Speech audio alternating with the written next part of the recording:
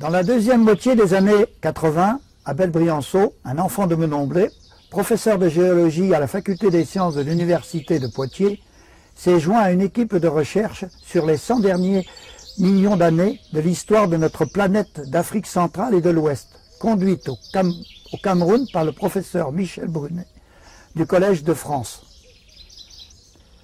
Abel devint le géologue de l'équipe et participa à de nombreuses missions de terrain au Nord Cameroun.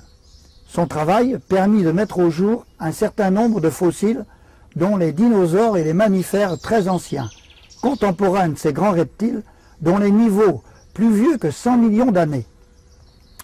Puis le drame. C'est au cours d'une de ces missions, en 1989, qu'Abel décéda très brutalement à Garoua, Nord Cameroun, au cours d'un accès de paludisme foudroyant.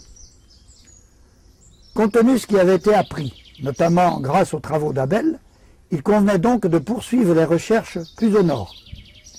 6 ans plus tard, l'équipe du professeur Brunet, poursuivant sa quête vers le nord, mettait au jour, au Tchad, dans le désert de Djourab, le premier préhumain connu à l'ouest du Grand Rif africain. En hommage à la mémoire et au travail d'Abel Briançot, ce préhomme a été appelé Abel. Grâce à cet australopithèque, le premier connu à l'ouest du Grand Rif africain, Abel, le fils de Menomblé, est maintenant connu dans le monde entier. Je suis le frère d'Abel.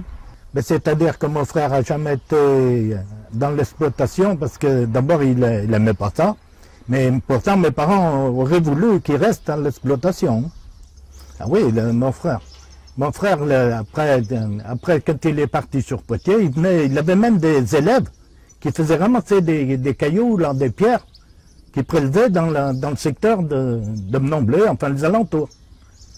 Et même il est arrivé une fois qu'il était en 4 chevaux, puis dans un virage, la 4 chevaux a tourné. Alors il y a 2 personnes qui l'ont remis sur les roues, puis il a ramassé toutes ces pierres, se demandait ce qu'il était en train de faire.